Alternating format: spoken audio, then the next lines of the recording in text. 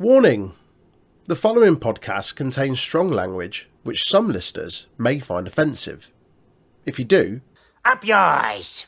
That's only if you don't listen to the podcast. Otherwise, not up yours. did you know the Untitled Wrestling Podcast is on all of the social media outlets? Give us a like, follow, share, subscribe, or even a review if you're feeling generous. Facebook and YouTube at Untitled Wrestling Podcast, Twitter, Twitch and Discord at Untitled Rest Pod. We're back. I'm back. He's back. And your mum's lying on her back. It's time for the NXT review.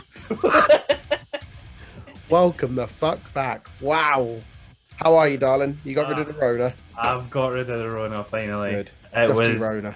I think it's the worst I've ever felt in my life. But Is it rough? it was a rough one. Oh, mate. Fuck about.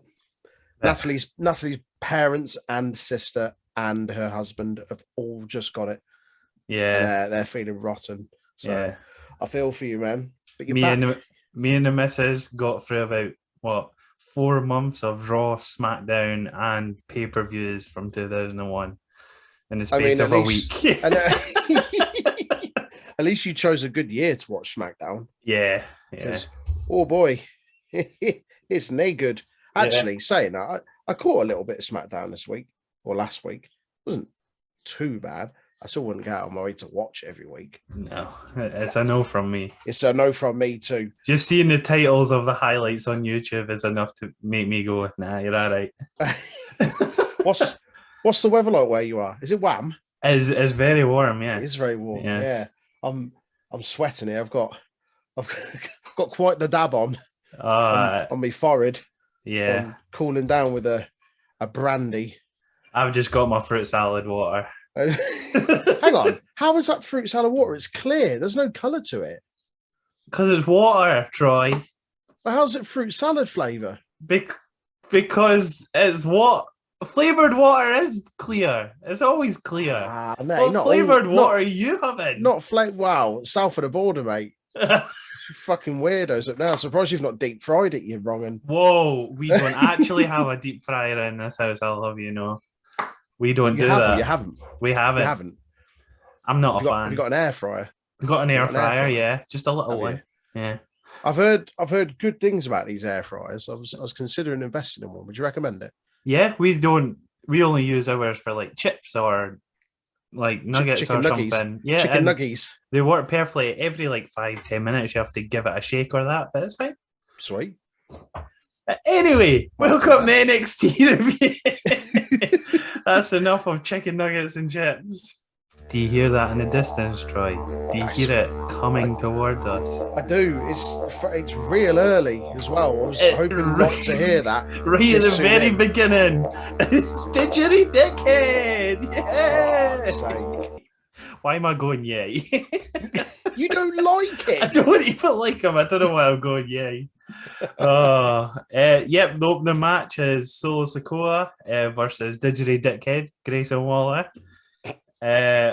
Waller calls Solo in the crowd single because he says anything else, Sikoa attacks after that. But do you get it? Because his name's Solo Sikoa. I do understand. He's like everyone else who's single. Yeah, but then I get that. Then isn't he single because he's better than everyone? Yeah. So it sort of defeats the purpose of that fucking joke because he's single himself, a fucking twat. You say defeats the purpose. I mean, what is the purpose of Grayson Waller at the moment? Honestly. Views and monetization. Yeah. Cool. Yeah, because it's edgy like that. Stop it. I bet you missed this last week. What was I doing last week? I can't remember why I wasn't here. I saw Queen on Tuesday. Was I working Wednesday? I mean, we weren't here because I was dying. That was why we weren't here. Yes, that was it. I get my days confused. Oh yeah, yes. No, I'm so glad we're back. So glad. You know, it's bad when even I don't want to do the NXT review. The match starts after the attack. Waller gets upper hand, tries to hit Sikoa's head off the buckle. Waller doesn't know wrestling folklore, though, that You don't hit Samoans' heads because they've got the hardest heads. Correct. Yeah. It's like hitting a brick wall. Yeah, silly bastard. Waller does go for a weakness, though. Sikoa's feet, because they're bare naked feet. Yeah. Bare naked feet. Bare naked feet, yeah. Aye. From the most solid part to the weakest part. From the naked hardest feet. to the softest. Yeah, naked feet, baby. Sikoa gets the upper hand going into the picture-in-picture, which we're getting Troy's favourite segment. Quick off the bat, it's Jerry Lawler quote time. They know what's coming next. Two of the worst parts about this podcast are in the opening 3 minutes. It's the fucking worst. Goldust, you're a flaming fag, and you should have named your 4-year-old daughter Target because I heard everyone in Atlanta has had a shot at her. Wow. When's this from? That's awful. It doesn't matter when it's from. It's awful. Oh, man. What one? Calling him a flaming fag. 2, should have named your 4-year-old daughter Target. 4-year-old because everyone has had a shot at her. 4 years old, Troy. Oh, he's insinuating pedophilia. How is that man still getting work anywhere for any promotion in the world ever? See, all right, we missed a week, so I had to get a big one to begin with. Is that how it works? That's how it works. Right, okay. Come back with a bang! I say that, Jerry Lawler done it all for me. He's done all the groundwork. He's done all the groundwork. Oh, right, after that, back from the break, they're back and forth until Waller picks up steam. Solo catches him outside. How about that? Oh, no. You're going to drop that sample in. You shit. Sikoa goes for not an Uso splash. Waller dodges by rolling away. Then Sikoa was going for a running hip attack, but Waller dodges as Sikoa hits an exposed turnbuckle that was exposed earlier on. Whoa. Whoa. Giving Waller the win. Yeah. Shitbag. Absolute shitbag. Didgeridoo dickhead at its finest. Didgeridoo cockface. Yeah. It was all right. Wasn't a terrible match. I guess it's a surprise win because Sikoa's had a fair bit of momentum. But it also does keep him safe with the finish. With the fuckery. Yeah. I feel like they're pushing to put Waller in title contention. How funny would it be if Braun Breaker lost the title to Grayson Waller? Nah, he's not near that yet. I'll have him loiter around like a fly on turds. A fly on turds for the North American Championship, and then like a shrimp on the Barbie, Troy. Exactly like that. Yeah, exactly like that. Because shrimps willingly hang around near barbecues.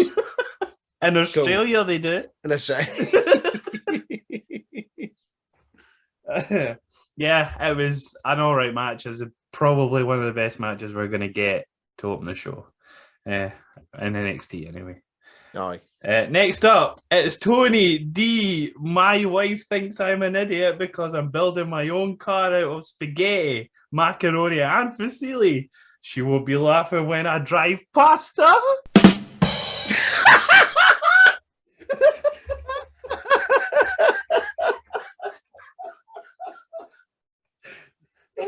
Oh, these just get better and better, don't they? Oh, that's superb. I'm going to go back and give this episode a listen just for that joke. Just for that joke. Definitely not the Jerry Lawler quote. Oh, hey, there's people that listen to this AST podcast just for that one pasta joke each week. It's fine. Oh, Lord. That's a good one, that. He should be impressed with that one, mate. Oh, that's still tickling me. Right, Tony has 2 minions again. Did Donovan not get released last week? What's happened? Yeah, No, Donovan's still. Oh no, hang on. I thought one of them got released. Channing Stacks Lorenzo's still there, isn't he? Yeah, I thought Troy Two Dimes Donovan went, but that guy looks a lot like him. yeah, and he says 2 dimes later on as well. Yeah, saying that, I say he looks a lot like him. I can't remember what he looked like, so they could be very interchangeable, and I've just not noticed. I always just called them Basham Brothers with hair. So Hairy Basham Brothers. Hairy Basham Brothers. So it might be the same person. It might not. I don't know. He might have a twin, like Ezekiel. I tried to Google it, right? Like Tony D'Angelo's family. It just came up that he made a family in April. Right. I can't. I physically can't Google it. Yeah. Has he definitely been released? I don't know. What was his name? Troy Donovan. 2 stacks, 2 dimes, two dads, two Hang on. dollars in his pocket. As an update on the recent departure, here we go. As previously reported, NXT superstar Troy Two Dimes Donovan was recently released due to a policy violation that was said not to be based on budget cuts. Wrestling Observer's Dave Meltzer writes that Donovan, originally known as Cole Carter on the independent scene, was released due to a failed drug test. Johnny Laurinaitis said that if he cleans up his act, he should reapply again in a year. Yeah, cool. Quite ironic coming for him, eh? He's going to be out on his ass fairly soon. In fact, he already is, isn't he? He's on administrative leave, Troy. We all know what that means. We all know what that means. Donovan reached out to fans on social media, thanking them for support, saying mistakes happen, lessons are learned. Donovan referred to the release as a bump in the road as he finished tweets saying, "I'll be back." So it's not him. So who is it? So I don't know who this other guy is. But he's got the same name of 2 stacks or 2 dimes. They insult your intelligence, isn't they? They're going to be like, yeah, same guy. Don't worry about it. I mean we thought it was the same guy. Sure. They say Legado still have to prove themselves to the family, essentially, out this promo. Aye. Next up, it's an Irishman driving around the countryside, but then instantly talks about his penthouse apartment. Make up your mind, son. Never bet against an ace. It's JD McDonough. I think that's how you say it. McDonough kebab. McDonough, the Irish Madonna. McDonough. Yeah, I didn't know if it was Donna or Donna or I guess it's going to be Donna, isn't it? Anyway, for those that don't know, the former Jordan Devlin is now in NXT 2.0, which is a good thing. And I'll be honest, I put it on the Discord earlier. I ain't too asked about the name. It's not gonna change his ability to be a really good wrestler. Like I'm past caring about these name changes. The only reason there's crying on our Discord about it is because there's someone in there that's Irish. Now he knows how it fucking feels, eh? When a Scottish person gets a generic Scottish name. Oh, we Alba Fire. We Alba Fire, aye. Lazy though with that vignette. Lazy. It was the same video footage they used in his NXT UK one. They've just done a different voiceover for it. Oh. Lazy. Do better. Wow. Okay. Mm-hmm. Right. Okay. It was part of one of the video packages for his build-up match with Dragunov. So it's quite a bit old then. Well, he had 2, didn't he? The last one he had was a loser leaves NXT UK. Right, okay. Which is why he's in 2.0. Which is why he's in 2.0. I can't remember if that video package was on the first or the second match. I feel like it was on the first one, in which case it's quite a number of months old. Yeah. But yeah, just fucking film something new. Come on. He's got plenty of countryside in fucking Dublin to look at. Aye. As he states in his promo, so it's fine. Yeah. He's good though. Good wrestler. For those that don't know him, Jordan Devlin or JD Ace was right there. Come on. JD Ace, yeah. Because how close is that to Johnny Ace though? That's quite. Yeah, don't worry about it. He's gone. Yeah. He's gone. Administrative leave. Aye, in the sin bin until they decide to bin him right half. Right half. He's in the recycle bin, ready to get just deleted. Deleted. Yeah, I'm excited for JD. He's a good wrestler, man. He's really, really good. Stuff he did with the cruiserweight title was good. They may even revisit that actually at some point. Him and Escobar, because they had the unification match, didn't they? For the the cruiserweight title is not a thing anymore. No. Yeah. Okay. Yeah, we'll see him. Is it next week? I think he starts. Is it not? JD Doner Kebab. Yeah, debuts next week. JD Doner Kebab. Right. Next up is 1K away from a racism. Aaron Katana versus Valentina Feroy and Feroys. Feroz. That's not what they say. Vic Joseph says Feroys. It's along those lines. Because even I was like, that's not right. Feroids. Feroys. Feroids. For Ryback. Vinnie Mac does it for roids. I did it for the roids. The two Mamba dancers. Valentina Feroz and Yulisa Leon. Aye, those ones. The match starts. Leon instantly dances, instantly gets drop kicked, serves you right hand. Wade Barrett then instantly decides to talk about watching all four of these women dancing all night. I'd rather not. I'd really rather not. It's a no from me. This match is basically 1KOA's show match, essentially, as they're fully in charge most of the match, doing all their double team stuff. At the end of the match, Feroys and the Leon... Please stop over-pronouncing it. It sounds weird. Feroys. How do you want me to pronounce it? Just don't say it. Just say Valentina, innit? It's easy. You can pronounce that properly. They do an elevated facebuster for their one big move they got to do in the match before losing to the 450 neckbreaker combo that they 1KOA always do. Which I'm sure Vic Joseph called it the human highlight reel, which is what they used to call Ricochet, isn't it? And she's Ricochet's ex-partner. Was it not her they used to call it? I think it was her. It was Ricochet. Was it? Oh, yeah. She got called it before. I think Mara... Well, it's because they were together, weren't they? Mara Ranallo used to call Ricochet the human highlight reel. Right, okay. That's in bad taste. They're not even together anymore. Come on. Fuck's sake.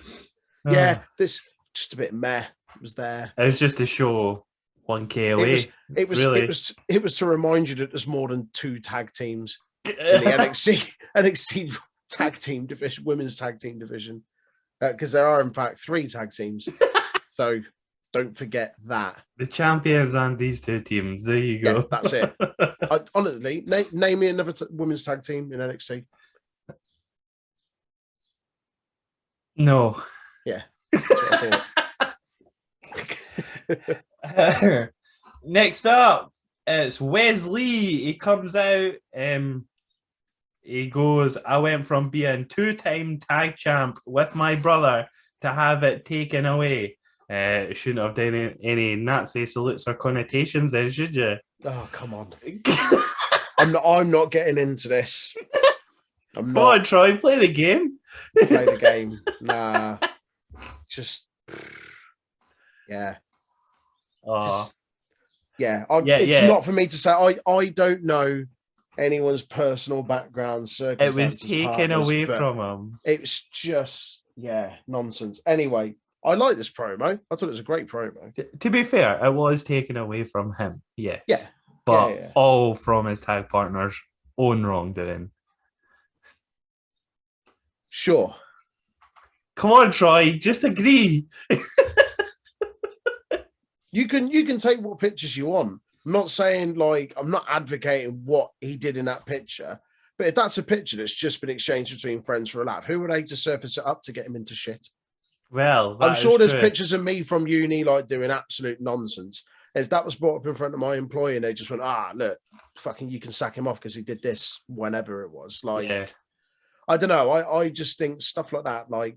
I'm not advocating what he did. I'm not going, oh yeah, it's cool, it's funny, whatever. It's not at all. It's unacceptable. But if that's a picture that's just shared between friends, he's not put that on Twitter himself. No. He's not put that in his own social media. That's a picture that was shared between him and whoever. I don't know if it was his ex or friend, but they've purposely resurfaced that picture to get him into shit for whatever reason. That's the bit I disagree with. Yeah. That's the bit I think is wrong. That's why it's naffed me off. Or at the time, it was just like, well, yeah, he shouldn't have done it, but don't use that as ammunition against him because you ain't happy. So he fucking loses his livelihood. So that doesn't sit well with me. If you ever want to know when we all fall out on the podcast, it'll be when not when we stop doing reviews. It'll be when like they start showing pictures of me like kicking babies and stuff. That's when there'll be fallouts. He's saying that like those pictures exist, we just haven't seen them. Redacted. I don't want to admit to anything, but however, he goes, I can stand on my own 2 feet, and then Tricklet Factory appears.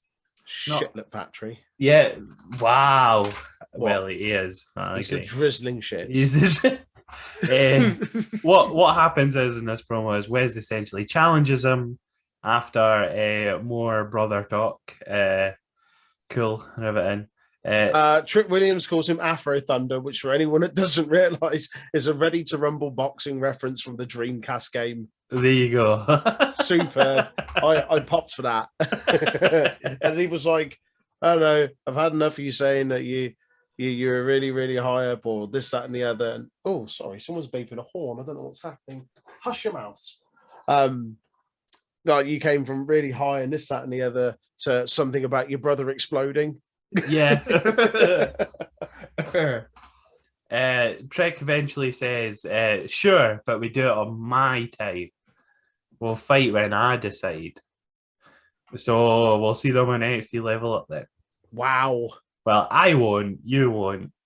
90% of people won't. I will, mate. I watch Level Up on the reg. Oh, on the reg. On the reg, mate. Wow. Yeah. Believe that. Sure. Okay. Do I fuck? I don't believe that. I don't believe you. Next up, it's Buff Barbie crying about Wendy Chu. Oh, God. She goes, stay away from me, you Peter Pan reject. What, because her name's Wendy? I assume so, but also because she's in like her jammies as well. She also says toodles at the end. Toodles. That's a thing. But Fish, more importantly, it was a shite fucking promo anyway. No, it was just naff. Proper naff. It's Barbie fact time. Oh no, I thought we were done away with these. No, we're not done away. For what? Come on, Barbie, let's go party. Well, that one the other week with that weird doll. I thought that was the end of it. I thought you'd hit the pinnacle there. Mate, Barbie World is a culmination of just creeps and over 60-year-old men and fantasizing.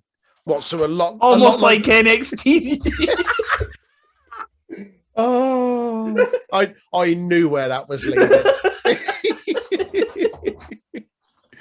Oh, fucking hell. Right, we're going to talk about the Slumber Party Barbie. So, can we know? Yeah, no, we are. It's you don't have a choice here. I can mute you. They'll still hear it, so it's fine. Wow, enjoy yourselves. Slumber Party Barbie came out in 1965 when times were very different than today. This doll would clearly not make it past the first green light stages today because we're all about positive body image now. This was also a year that Barbie became an astronaut and went to the moon. So the misogyny is hard to pinpoint. Basically, Slumber Party Barbie came with a scale set to 110 pounds and came with a mirror and a how to lose weight diet book that simply said, don't eat. Wow. Wow, that's awful. Right, I'm finding a picture of this. I'll have it on the previews and stuff for the episode, but it's Oh my life! What is also why? Why does the doll look like someone's just bounced it off a wall? What's wrong with its face? Ah, that's really bad. £110, and That's, it's I saying can't lose believe weight. that.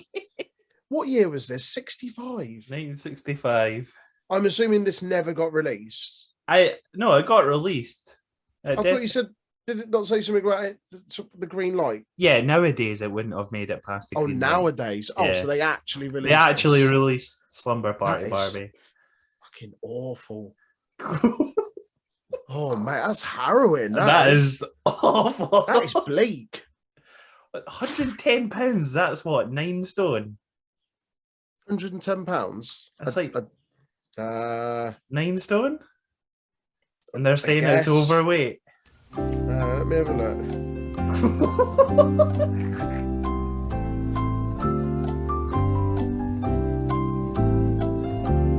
£110 in stone. Come on. 7.8 stone. that was overweight, apparently. I have steaks that weigh more than that. That's really, really, really bad. Different time.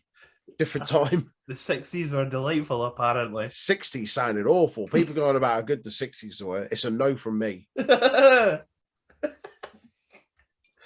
Oh, right. Let's liven this up after that harrowing story about Barbie. I mean, can you liven it up? Well, I can. Oh, mate, right. Roderick Strong and David Kemp versus Joaquin Wilde and Cruz del Toro. Right. Right. So we're going straight away, one segment to another. Diamond Mine are good to watch, but no one cares. So let's talk about something people read, but no one actually cares about. It's Guinness World Record time. I completely butchered that, but it's fine.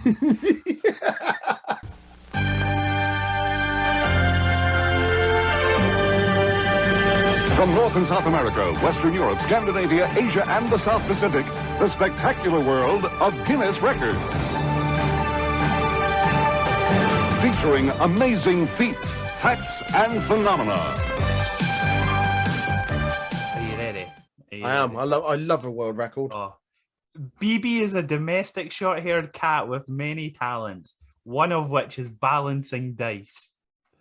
This cool cat lives with his owner in Malaysia. On June 18th, 2017, BB managed to have 10 dice stacked on his paw without moving. Oh, right. I thought it was going to be a cool world record. It's one of these stupid world records that you come across and just go, why? There's a picture of the cat as well. Oh, God. Right. Put that in the fucking... The thing you put up. I can't remember what it's called. The pictures. I'll put the preview up, yeah. The preview, yeah. Oh. The cat with the 10 dice.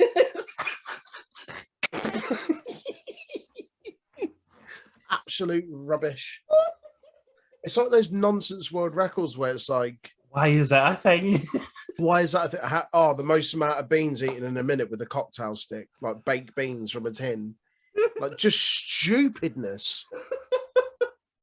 Well, what was 2 weeks ago's one? Snails on the face. That was 2 weeks ago's one. Also pish. Yeah, but we said we'd do that one. Oh. What was it that you gave me? It was one like a moon or a space fact. That was good.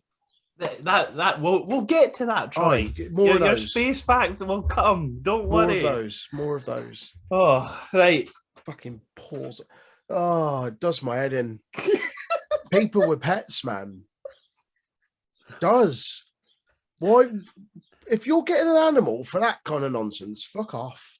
Can you try stack dice on your dog's paw? Well, I bought how many you can get. Just fucking bat me in the face. Like, what are you doing putting fucking dice on my paws? This is nonsense. Just Stop it. Don't get me ranting on about people and pets, man. Christ. Right. The match starts. Damon Kemp gets to show what Strong's taught him. All the big moves. There's a weird but nice arm drag face buster by Del Toro before Kemp clotheslines the soul out of him. Clotheslines him back to the shadow realm. Wilde takes out himself and Kemp to the outside. And then on the outside, 2 dimes or 2 stacks, whoever it is. That new one. That guy. Yeah. Not Troy Donovan. Not him, yeah. Tripped Del Toro with a walking stick to assist a Diamond Mine win. Aye. Cool. Do you know what is cool? A cat with 10 dice on its paw. It's not though, is it? It's really not. Anyone listening, if you're one of these prats that's stacking fucking dice or Jenga blocks on your pet, you need to have a long, hard look in the mirror and a real good word of yourself.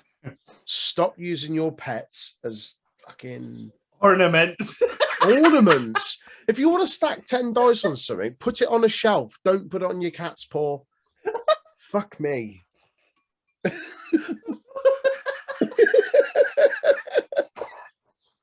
He's pish. He's just, oh God. Right. Next up. Sorry, that was a quick match. It was all right. Yeah, no, there wasn't much to that, if I'm honest. Next up is Giovanni Vinci. He says everyone's watching him. Ike Manjiro appears and challenges him, essentially. We did miss his debut last week. We did. Should probably go back and watch that. Yeah, it was probably good because he is good. He is good, yeah. But old Fabes. Would you like a new segment, Troy? Oh, do we not have enough? No. Right. Okay. Go on. Because he's Italian, we're doing 10 weirdest things Italians eat. Sorry. Do we not have what Italians eat every time we do a stupid pasta joke about Tony D'Angelo? That's not about eating. That's just about pasta.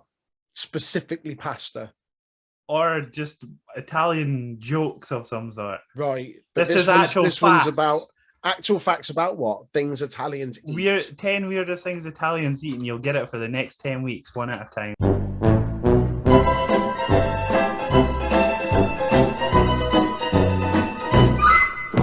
Okay, Joy. There you go. Go. Right. Hit me with number 1. Maggot cheese. What? Yeah. Maggot infested. Oh, Lord. Maggot infested cheese is in fact considered a bit of a delicacy to the Italian cheese world. It's somewhat outrageous take on traditional pecorino cheese, a speciality in the region of Sardinia. Casu marzu is a cheese made using sheep's milk and maggots. To make maggot cheese, cheesemakers will take a wheel of the pecorino, cut off the rind, and then place it exposed in outdoors for a few months. Over time, flies will land on the cheese and lay eggs. These will eventually turn into maggot larvae that eat and flavour the existing cheese. The maggots are not removed from the cheese when served. You'll see them right there on your cracker as it enters your mouth. Be careful, they jump. Oh, now, right, okay. I'm pretty open-minded when it comes to food. Like, there aren't a lot of things I wouldn't try. I've been to Southeast Asia and had like fucking scorpions on a stick and all that nonsense. I've always said to myself, I would always try something once. Try anything once. Try anything once. Like mussels and that. I didn't like the look of them, but I went. Give it a go though. I'll give it a go. I've never had them. See, that's what I like about you, Aaron.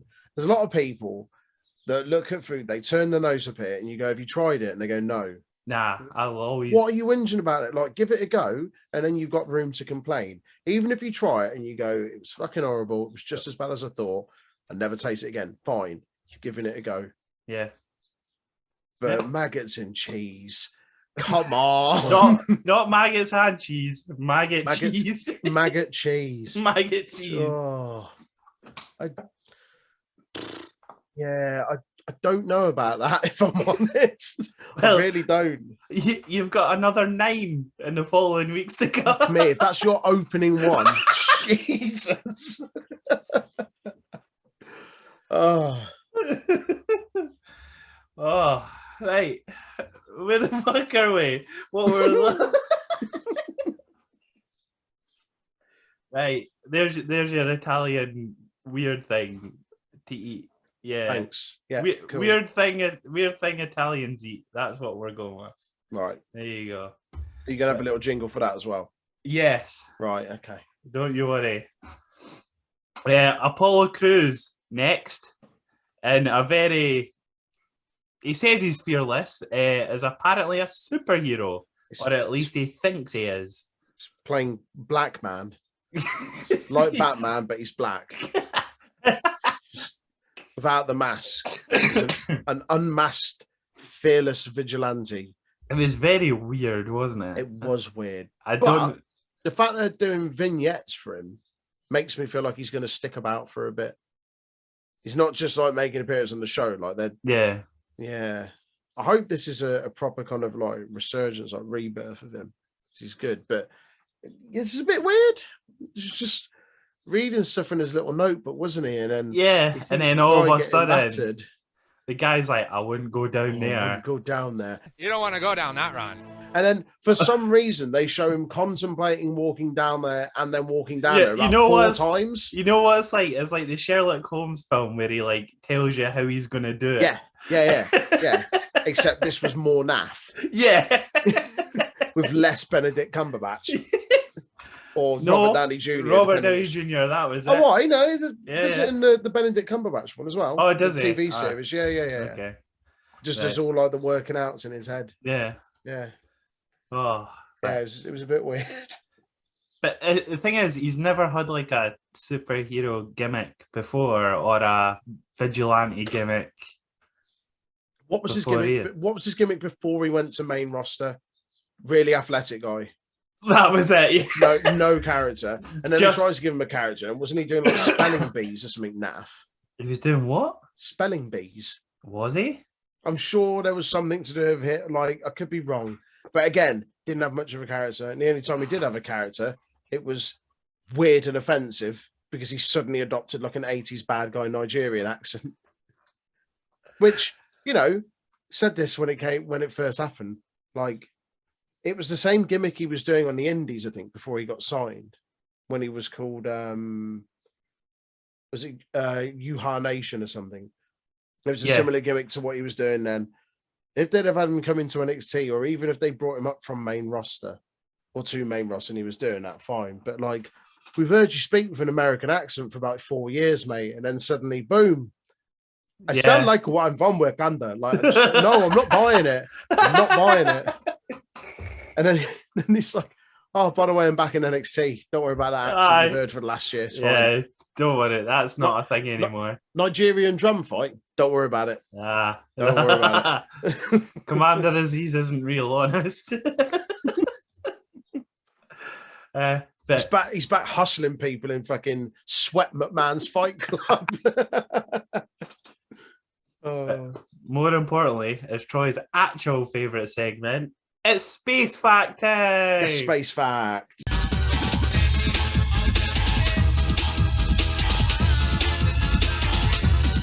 Yeah, because he's Apollo. And Apollo with the rocket. That's why we do space. Right, got you. Yeah. You see? Right. I'm such an anticlimactic. Right. Saturn's northern hemisphere has a raging 6-sided storm nicknamed the Hexagon. This hexagon, a towering multi-layered storm, has been there for decades, if not hundreds of years. The strange storm was discovered in the 1980s, but was barely visible until the Cassini mission flew by between 2004 and 2017. Images and data from Cassini reveal the storm to be 180 miles tall and 20,000 miles wide and composed of air moving at 200 miles per hour or 320 kilometers an hour. What the fuck? There is a photo of it and it's definitely a hexagon. I can confirm it is a hexagon. It's a hexagon-shaped storm. That's absolutely wild. Like, that's why I love Space Facts, because it makes you realise just how small we are in comparison to everything else out there. Like, how tall was that thing? 160 miles tall. 180 miles tall, this storm. Yeah. Fucking hell. That's absolutely outrageous. And it's never stopped for probably hundreds of years. Yeah. The mind boggles. I love stuff like that. More Space Facts, please. Every time you see Apollo Crews, you get a space fact, mate. Oh, mate, I'm going to be tweeting them, just saying, just get me Apollo every week. Aaron can give me Space Facts, please. We'll even get him on for an episode just to chuck Space Facts at him. Left, right, and center, just talking about space. Yeah, man, will blow his mind. Oh, right. Speaking of blowing my mind, it's because I'm losing brain cells. It's Toxic Attraction. Okay. That's a great segue. All dolled up as always. Mandy showing a bit of underboob because the over 60 will love that. Oh, God. Edgy, baby. Let's go. Not an edgy about that underboob, though, eh, Troy? Hey, no, definitely not. No edges. Nothing like a hexagon. They run down Roxanne Perez, and it's the only time we get to say it, really. It's Cora, the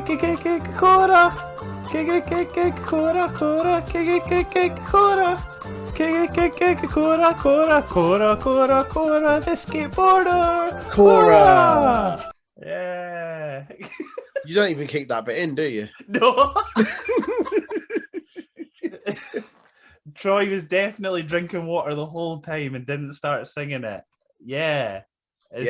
We definitely just do it on the fly. It's not recorded or anything. Nope. Yeah. Yeah, so she comes out. When they're mentioned, they walk out, funnily enough. It's almost like that always happens when someone gets called out. Who'd have thought it? Who would have thought that their music played right on time?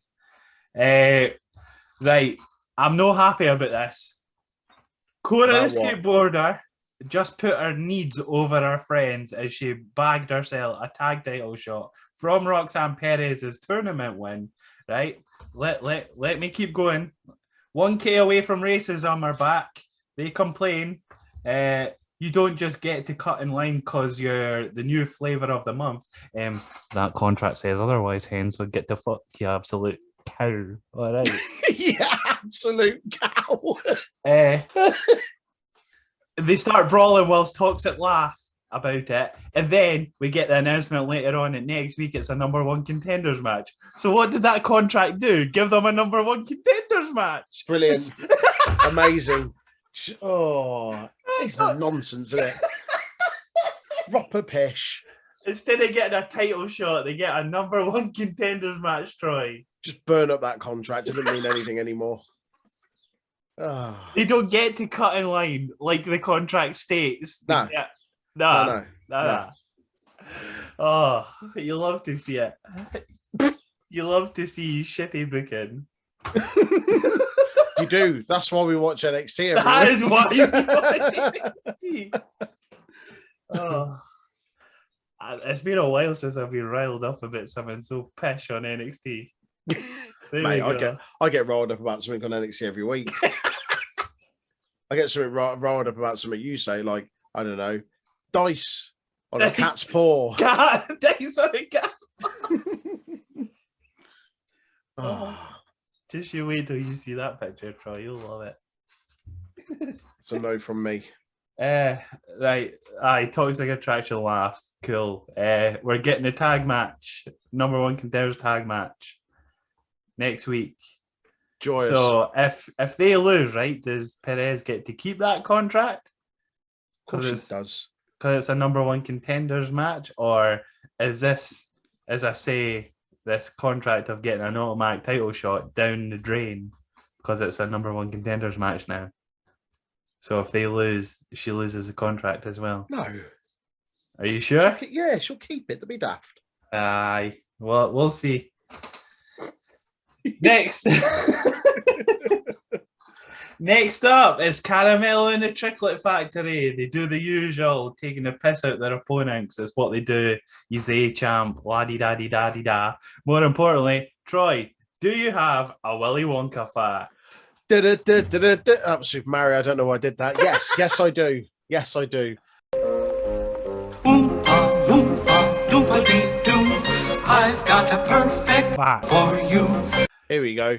I don't know if this is one you did already, but if it is, it's fine. I've got backup. So the foam used to spurt out in the Wonka wash scene was made from basic fire extinguishers, but the foam was so potent to the skin that it made it really irritant. Like it was an irritant to the skin. Yeah. So after shooting the scene, the actors were left in considerable discomfort when their skin puffed up and reportedly required several days to receive medical treatment and recovery.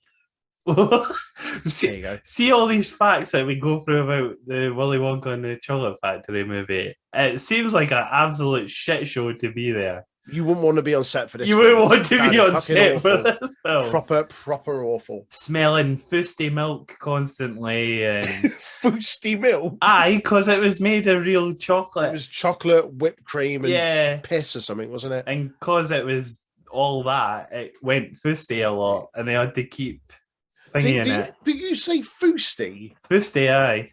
Right, okay. Fousty eye. Fousty. What am I meant to say? Well, no, Natalie says that same word, but she says fusty, not fousty. Aye, we say fousty. But it means the same thing. It's the same thing, yeah. Right. Like okay. minging, aye. Minging, yeah. Out of right. date, yeah. That's it, yeah. Yeah. It smells a bit fusty. Fousty. Fousty. I've got a second fact for you. Do you want it? Okay, aye. I've got a perfect Fact. for you. Fucking fill your boots. So, Aye. as a boy, Roald Dahl, if you didn't know, Roald Dahl is the writer of Willy Wonka and the Chocolate Factory. He was a taster for a chocolate company. He fantasized about working in a chocolate inventing room, and in fact, he based the book on his experiences as a taster for Cadbury's. When he was 13, the company would send his school boxes of chocolates, which contained 12 bars wrapped in foil for the boys to taste test. There you go. Damn. A bit of shite that he was a tester for Cadbury's, though, eh? I mean, there's worse companies to be a taster for, like, I don't know, Nestle. Oh, right. So what's your favourite and worst chocolate then, Troy? That's a debate now. Favorite and worst? Yeah, like chocolate. Yeah. Whispers are overrated, aren't they? That's Cadbury's, but yeah. Yeah. Lion bars are up there. Yeah. Caramac. Do like a Caramac. Yeah. Is Caramac not Nestle as well? I'm sure they I are. don't know. Oh, it might be. I think they are. Well, Nestle own Cadbury's, don't they? They're all under the same umbrella now. Oh, are they? Oh, Yeah. okay. I think Nestle brought out Cadbury's a few years back. Yeah. I'd have to think about that. We'll do it next week. We'll have a think, and next week Right, okay. you come back to me with your top three and your top. We'll like, talk top three about chocolate. three. Yeah. Yeah. Top 3 and bottom 3. Okay. Yeah. Good shout. I like Right, there you go. Stay interested next week as you find out our 3 worst and best chocolates. There you go. that. Right, we are on to Indy Hartwell backstage. Kiana James appears. Fact and figures are what I work with. Are they? Ken, how does 1-4 win-loss record in NXT as Kiana James sound to you? Because the figures don't lie there. How does 0-3 win-loss record in NXT as Kayla Inley sound? Because the facts don't lie there. Which would mean it's a 1-7 overall record. You're no very good, Hen. Get in the bin. That was comprehensive. You cannot have that attitude when you're the drizzling shits. I'm sorry.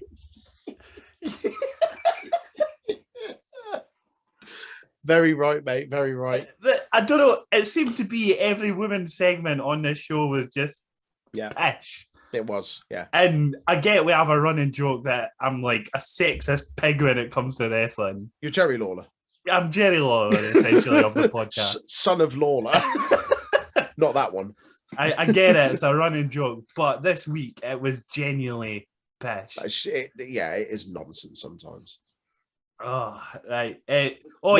Not a world title. Yeah. To finish that 1-7 overall record as well, she beat someone called Brooklyn Barlow on Level Up last week. Who the fuck's Brooklyn Barlow? She doesn't even have a cage match database file. That's who she is. Fuck. Calm down, dear. Oh, do you need a minute? Who do you think you are, Kiana James? Get in the bin. Get in the bin.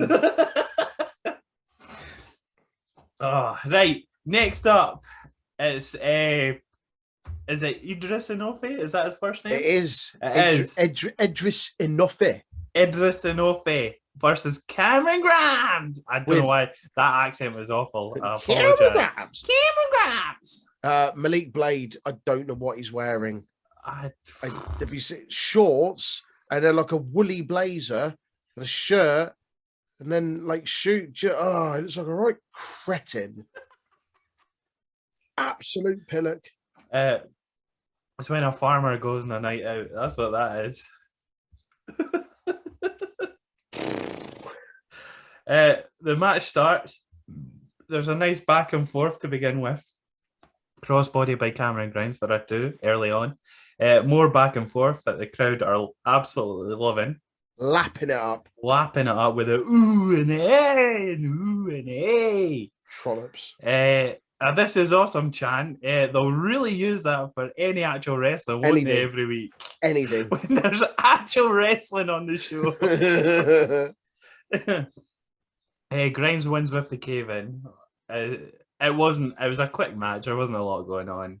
Nah. It was back and forth. It was good in the middle with the back and forth. It was it wasn't too bad. It's just to give Grimes a bit more momentum going into his match in it. I think they had some decent chemistry. I think they probably could have been given 5 minutes longer and I might have been a bit more invested. But yeah, I think it was just a kind of stopgap on the way to his big and Great American Bash versus Braun Breaker for the title. Is that next week or the week after? 2 weeks. 2 weeks. 2 weeks. Okay. Next up, it's Tia Hale. She's finally at Chase U. Bodhi's her roomie. She rolls a carpet on the top of her bed and then jumps on it. So that's pretty weird, but it's fine. As you do. She rolled out a red carpet, like a woolly one, on top of her bed and just proceeded to sit on it like it's normal.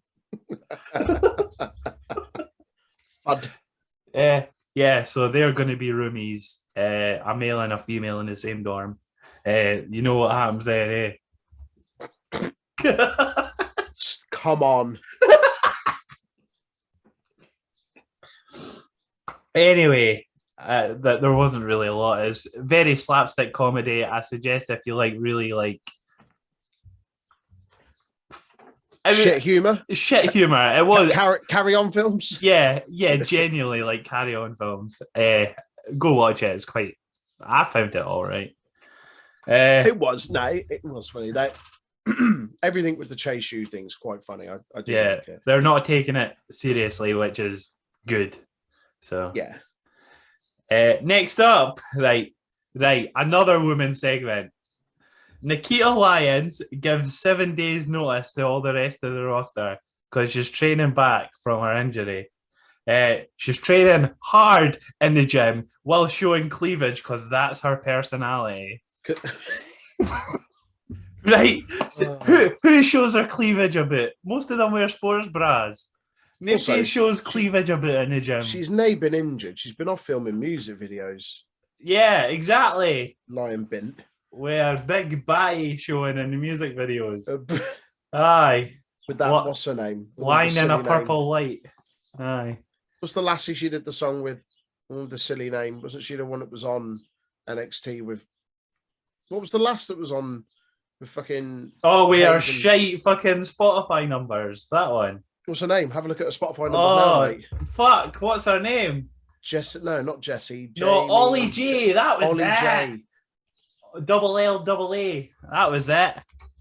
Ollie G. I'm not sure if that was the last that Nikita Lyons was in the video with recently. Well, from for old time's sake, well, 99 monthly listeners on Spotify she's got. Wow. So that's even less because That's gone down, isn't it? She went up to like 130. Jesus. A verified artist with 99 monthly listeners. A good one. We get more monthly listeners than that. We ain't verified. We're not even verified on Twitter or Instagram, despite me sending off a picture of my passport for verification. And they haven't any of it. See if we just put as a profile picture of us with like $51 notes in our hand. That might get us verified, make us look rich. $51, just £50. Yeah, it's. Do you know what we could do? So she's got the equivalent of £50. Yeah. Rather than us just having one $50 note. Yeah, £12.50 in our hand. No, we could have we could have 50 £1 coins stacked on our hands like a paw, like a cat with dice. I'll dress up as a cat. There you go. You almost made me spit my water out. There you go. It all comes back to the cat, eh? Fuck's sake. Oh, right. Aye. So, cool. She's got her cleavage out in the gym, breaking a sweat. Quotation marks. Cool. Riveting. Aye. All dolled up in makeup and everything too, but it's fine. Right. Cool. Next up is Von Wanker versus B Squared Jr. But before the match starts, Troy, it's come Tuesday time. God. Come Tuesday? Oh, why? Here's why. Once a year, male porcupines cluster around available females, fighting, biting, and scratching one another for the right to mate. The winner then climbs onto a tree branch and urinates copiously on the female, which stimulates her to go into estrus. The rest is somewhat anticlimactic as the female folds back her quills so as not to impale her partner. A more routine insemination takes only a few seconds. So all that foreplay for like a couple of seconds at actual pumping. What? One pump chump. One pump chump after a golden shower. That's just... Oh, right. Imagine going through the stress of getting pissed on, right? To then to be have over in like seconds. Seconds. It's going to take you longer to clean yourself than it is for the actual pumping. To get the deed done for the actual pumping. You're just going to smell the other person's piss all over you.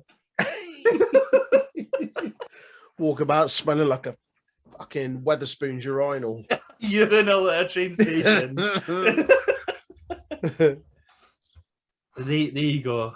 Male porcupines like to piss on the females. There you go. Oh, beautiful. Right. Come Tuesday's done. Match starts. Von Wanker goes for an arm constantly because he had an injured arm. Von Wanker hammers B Squared Jr.'s thumb into the buckle rod thing. Jigger. What, the thing that tightens it up? Yeah. Right. Yeah. Yeah. The camera, it was a really shit camera angle of it because you've seen everything. Whereas it would have probably been better if you didn't. Yeah. Trying too hard to capture it, which kind of ruins the illusion a bit. Yeah, that was genuinely what happened in that bit. Jensen finally gets some offense, a leaping DDT off the corner for the two, but then Von Wanker just has enough, hits a Death Valley driver for the win. Come Tuesdays all over the place.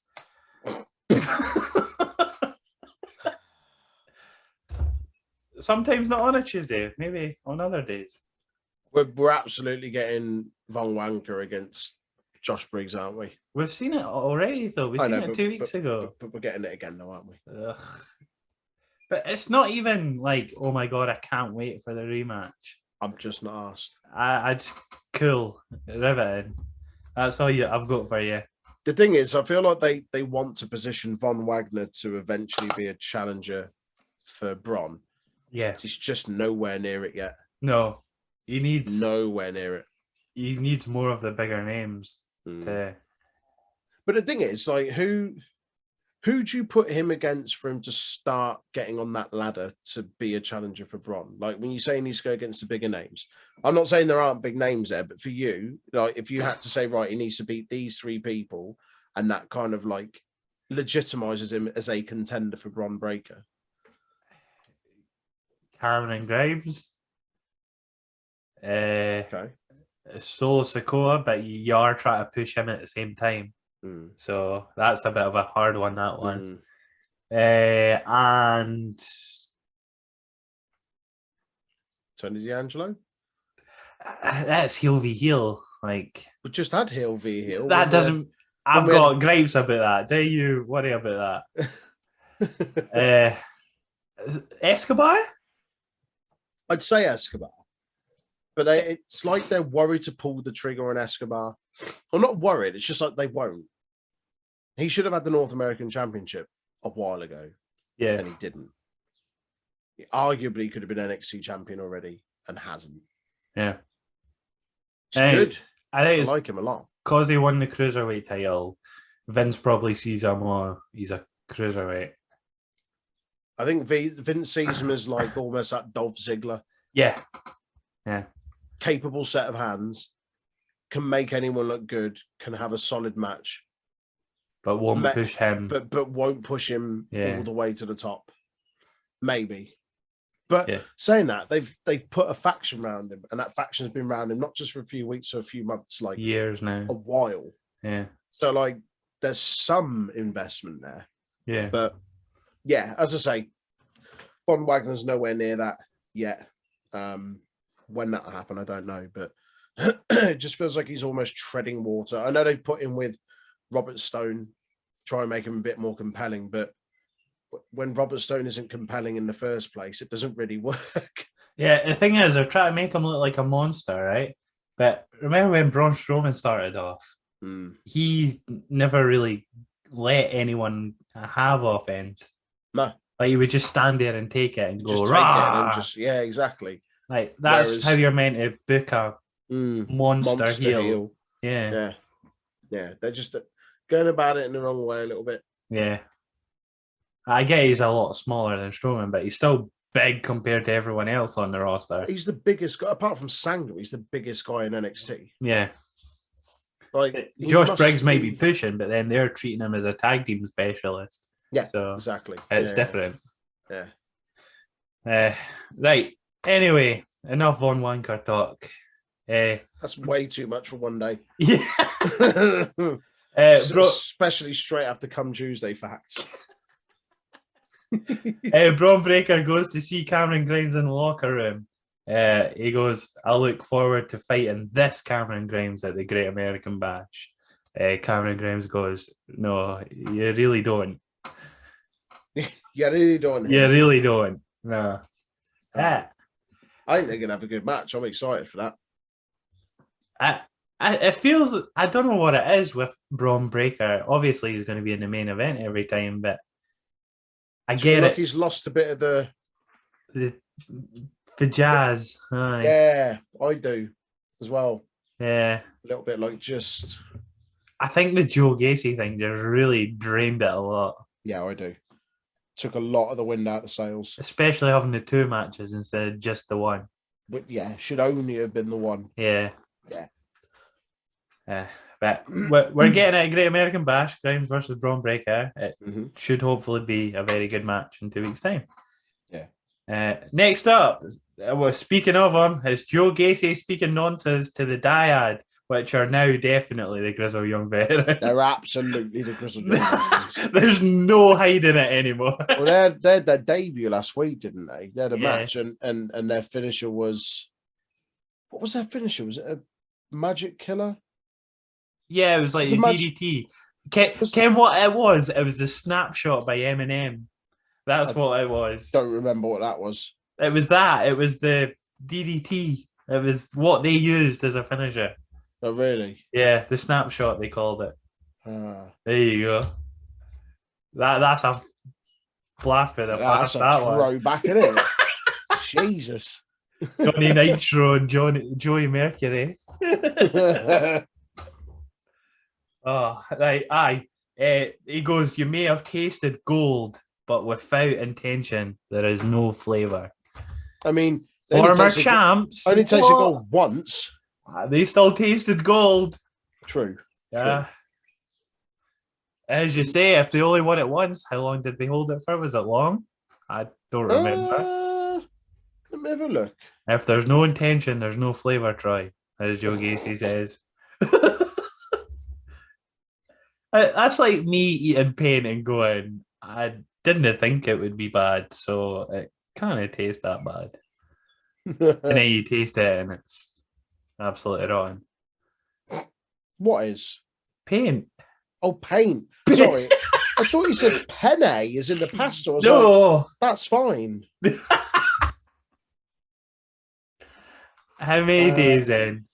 I'm looking it up.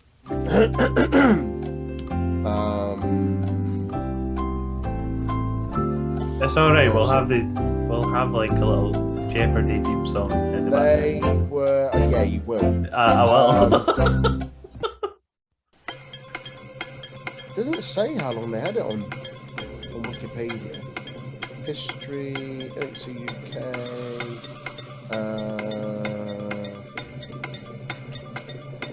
2019, they won it, and they lost after some defence. It doesn't say when. I think they only had it for a few months. So it wasn't even long then.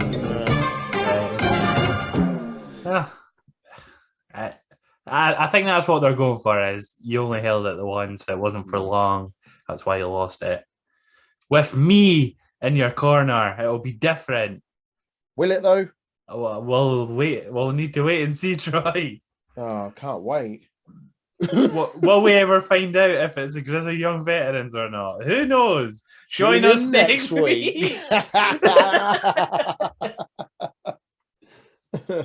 Next up, it's Alba Fire versus Lash Legend. Your favourite? Oh, right.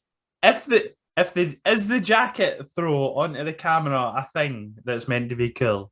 I don't know, but it's crap. It was absolutely crap.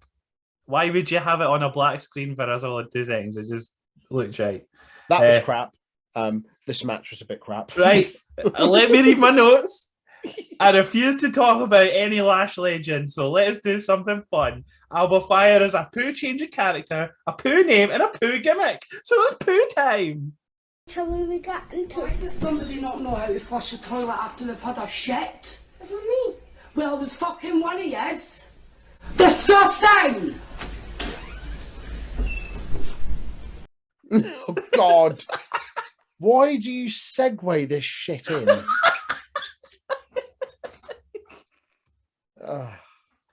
Right.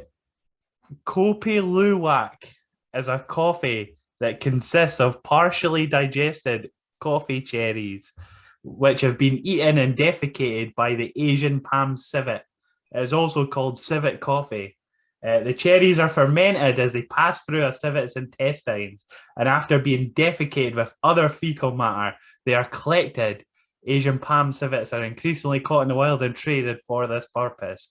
Right? Do you want to know how much these are worth? Right? These coffee beans are worth. Right? Go on. Right. Between $220 and $1,100 per kilogram. What? And that was in 2010, so inflation in 12 years would have went. That's absurd. For anyone that doesn't know what an Asian palm civet is, it's like a small lemur, essentially. Yeah, that's it. It looks very weird. Yeah. It looks like a crack lemur. I'm pretty sure like Carl Pilkington on Idiot Abroad or something drinks Probably. it. Someone drinks it on a show like that. That sounds like the sort of thing old Carl would do. And I can't remember which show it was, but there's one of them where someone does drink it. I remember when Carl goes to Asia and he tries like that really old fermented fish. Yeah. And it's just fucking minging. You don't know if it's minging until you've tried it, Troy. I know, but come on. The thing's hundreds of years old. It sits in a little wooden box in a temple. It's like people that eat like century eggs. I don't know how they do it. Like Century eggs? Yeah, 100-year-old eggs, and they're What? like black. You don't know about century eggs? What the fuck are century eggs? Century eggs are 100-year-old eggs that people just eat, and they're just pure black, and it just What looks the hell foul. is that? What is that? It's a century egg. Why would you do that? It's a delicacy in places. That is why? It's just a 100-year-old egg, so it's just rotten to fuck. Right. Do you know what I was saying earlier on about I try anything? I don't like normal eggs, so Oh. I'm not going to try it. So however, give it 100 years, you might have my interest. It tastes better with age. Oh yeah. Right. This match was the shits. Can we move on? Joseph calls the firebomb the gory bomb. Well, you can't be doing that. Can't do Joseph. that anymore. Not allowed, mate. It was the KLR bomb, which was the shits. Calling it that. Just call it the fire bomb. It's fine. The match ends by DQ as Legend uses Alba's bat because we're getting more of this, Troy. We're getting more of this. What? Her using the bat? No, Alba Fire versus Lash Legendarily shite. Please no. We are. It's a DQ finish. Lash Legend's the shits. Quite ironic that we've got like Alba Fire connected to like a shit fact. And she's against Lash Legend. But we're getting more of that. They're gonna throw a match in Great Balls of Fire. Oh, Great American Bash. Great Balls of Fire because it's Alba Fire. I'd take Great Balls of Fire again as a pay-per-view. But yeah, that was the shite. Next week was announced that we get the tag team match, which I've already cried about. So I won't do it again. And we also get Sanga versus Mr. Run It Straight himself. Yes. Quinn. Yeah. Can't wait for him to run it straight. Right through Sanga. Cannot wait. I'd like him to run it straight out of the building. Hey! Prick. No, I don't mind him. Just for like a hot minute, it felt like they really might do something with him, and they didn't. Yeah. He's got a good look. He's got a poo finisher. He can't really talk. Can he? Oh, we didn't have any Nathan Fraser this week. That's quite upsetting.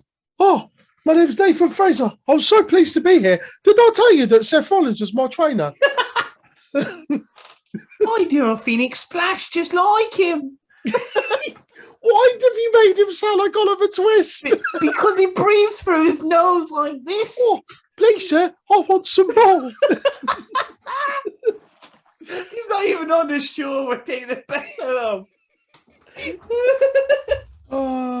Right. What's next? Are we on main event yet? Yeah. The main event, not main event the show, because that's the shits. Hey, did you see it said Judgment Day versus Mysterios this week on main event? On main event, yeah. That's disgusting behavior, that. That's absolutely rotten. Foul. It's what? It's foul. There's no need for that. The company wonders why a lot of people just start to not watch the program. Watch it, yeah. When you've got fucking the Mysterios versus Judgment Day, you know that faction that they just kicked out Edge. That one. You're jobbing on main event. Yeah. Fuck's sake. Anyway, right. Carmelo Hayes versus Tony D'Angelo. The match starts. There's a game of strength versus speed. Hayes is Tony D outside, but gets pushed into steps, pushing us into picture-in-picture, which means it's Jerry Lawler go time. Oh, come on. You got to stop this guy before he really gets going. Oh, you're the top and tail this review with a Jerry Lawler quote. It's picture in picture. I can't help when they do it. So, Well, you can help when you give us a Jerry Lawler fact, though, can't you? I once dated a redhead. No hair, just used a redhead. What? I once dated a redhead. Right. No hair, just a redhead. I don't get it. He shaves his peanut. He shaves his ball sack, and his penis has got a redhead. Oh, Troy. God.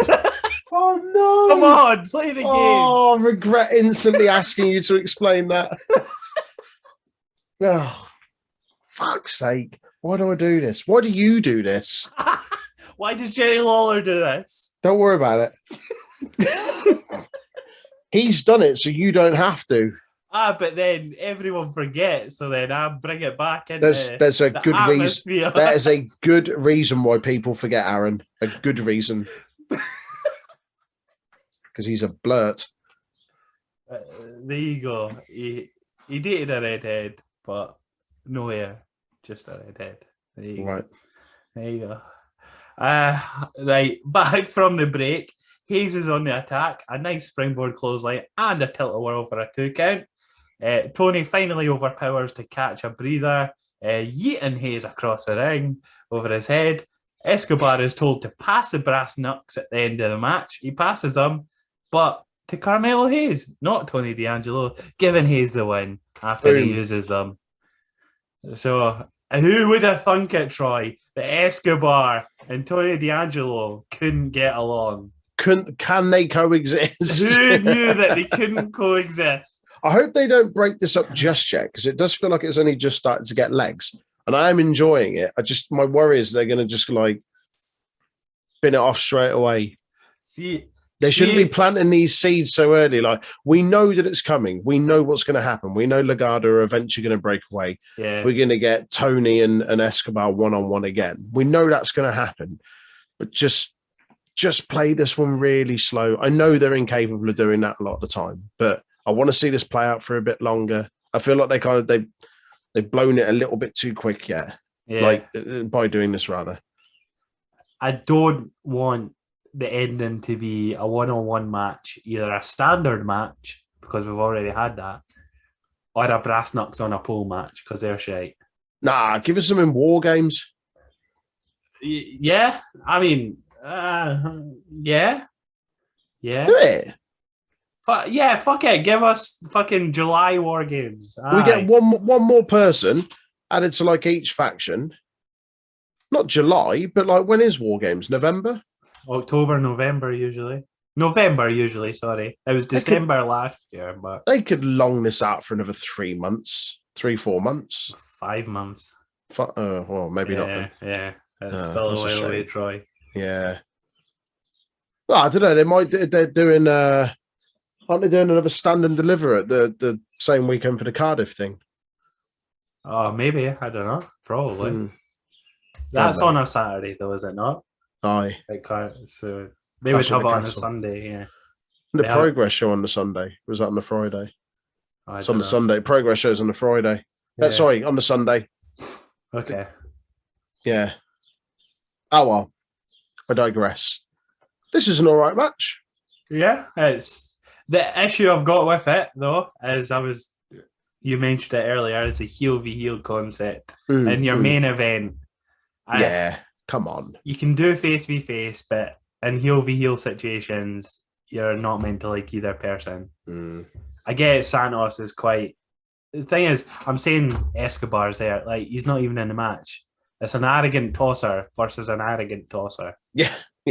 I don't want one of them to win, to be honest. So Yeah, it was a decent match. I think. Yeah, it was all right. It could have gone a little bit longer, but as you say, it's still that kind of heel versus heel thing that I'm not always massively sold on. So, yeah, it was all right. What does that everything for NXT? I think that was it, this week's NXT. Yeah. What was your high and your low? My high and my low.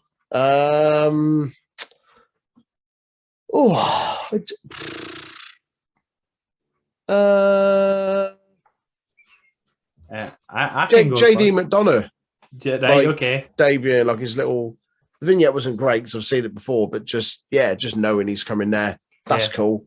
I think that'll give the whole thing a well-needed boost. It's an experienced head there. Yeah. And he can have some bangers against a lot of people on that roster. I'm excited for that. Probably help out a lot of the younger folk as well. Yeah, absolutely. And he's still young himself, so bodes well. They should treat him like one of the bigger stars. So for sure. God, what was my low? It's a lot of turds on this show. This week, though, it's a shame because it's never normally like that. But no, my low, Alba Fire and Lash Legend. Yeah, I wholeheartedly agree with you. Yeah. It was awful. It was stinky. Crocker turds. What was your high? My high,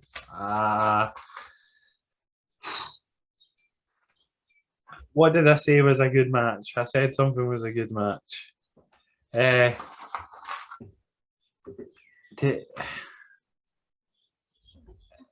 you? I'm looking. I'd probably go for the Inoue Grimes match, to be honest. It was, for the time that they got, it was quite fun to watch. Yeah, fair enough. I'd go for that. That was NXT. Shall we get into some tidbits, darling? Go on, mate. Come on, let's go. 21 and 22nd, 21st, 22nd of June we're doing. June the 21th. 21. In 1979, 21st, it's everyone's favourite teacher. It's Matt Striker's birthday. Oh, God. Not my favourite teacher. Not my favourite teacher. No, my favourite teacher is Chase. Chase.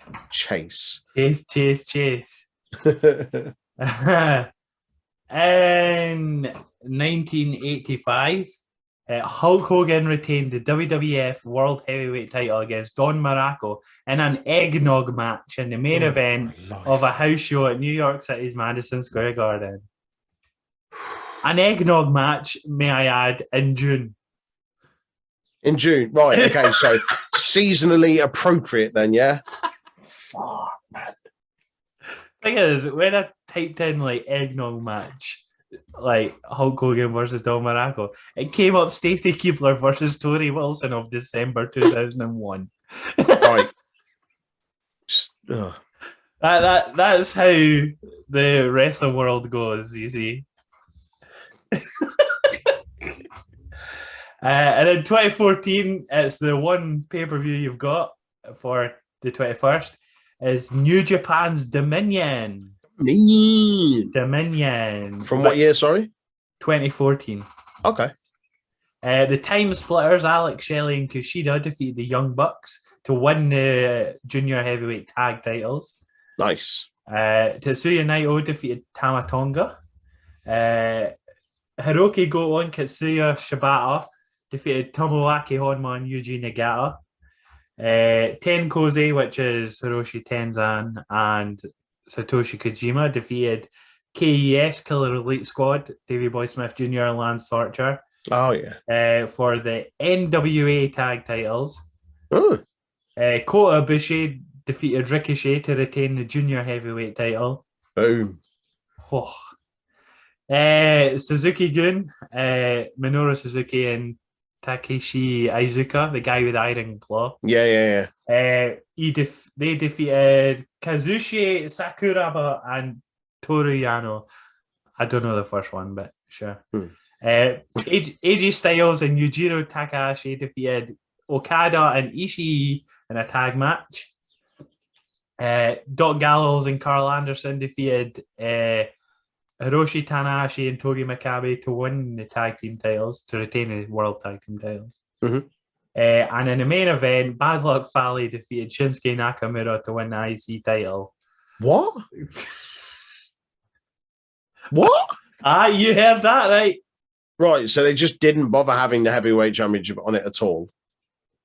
No, because I assume it would have been Okada as the champion, Oh, and he or was in a tag match. he was in just a random time match. Sure. So we get Fale against Nakamura The for main reasons. event. All right then. Cool. 22nd of June now. In 1963, he's everyone's favourite because he looked about 40 when he was 24. It's John Tenter's birthday. That is Earthquake, if you don't know. Get a tough paper round. Oh, a very tough paper round. Bear in mind when you see him on like WrestleMania 3 or whatever. So WrestleMania 3, we'll say. He was 26, 27 years old. He looked about 46. And he looked about 46. Bless him. In 1982, he's got the best music in New Japan. I'll hear no other answer. It's Tetsuya Naito's birthday. I can't remember how it goes. I'd have to go and give it a listen. It's a banger. It's like you're literally driving on Rainbow Road on Mario Kart. Amazing. But more like on 300cc. Oh Christ! Mirror mode 300cc on Rainbow Road. Who's the lass that's got that banging tune? Is she in AEW? She's got that proper fucking Wigan Pier. Who is it? Jimmy Hayter. Jamie Hayter. Yeah, it's so good. That's a banger. That's a rhythm. Jimmy Hayter's music is yes. Right. On a bit of a sadder note, in 2007, Nancy Sullivan, aka Woman, was murdered by her husband Chris Benoit in their home in Fayetteville, Georgia. Over a 3-day period, Benoit killed Nancy and their son Daniel before committing suicide by hanging himself from a piece of equipment in his home gym. Post-mortem tests concluded that Benoit's brain damage was equivalent to an 85-year-old person with Alzheimer's, which was considered a strong contributor to the violent and deadly attacks. That's mental. I forget the kind of medical side of it. Man. Thing is, when I was off, and I don't know what Courtney was doing, I think she went for a walk or something. I watched WrestleMania 23, 2007. Yeah. And he's against MVP for the US title. It's the year he dies. He does look worse for wear. Really? Like, he looks a bit haggard. Oh, man. Yeah. Like, fuck. I don't know if that's obviously me going, oh, yeah, it's the year he dies. So yeah. He does look a bit worse for wear. But you definitely see a difference in between Eddie dying and him dying. Yeah. That's for sure. Yeah. Anyway, 2013 we'll go to, on a high note, New Japan's Dominion. So the year before. Right. Let's go. Taichi and Taka Michinoku defeated Jushin Thunder Liger and Tiger Mask. Damn. Alex Kozlov and Rocky Romero, the Forever Hooligans, defeated Time Splitters for the junior heavyweight title. Alex Kozlov in the junior heavyweight division. It's not who you think it is. I don't think. Are you sure? Yeah, it's some other person. Some Moldovan person. I don't know who he is. I couldn't tell you who he is.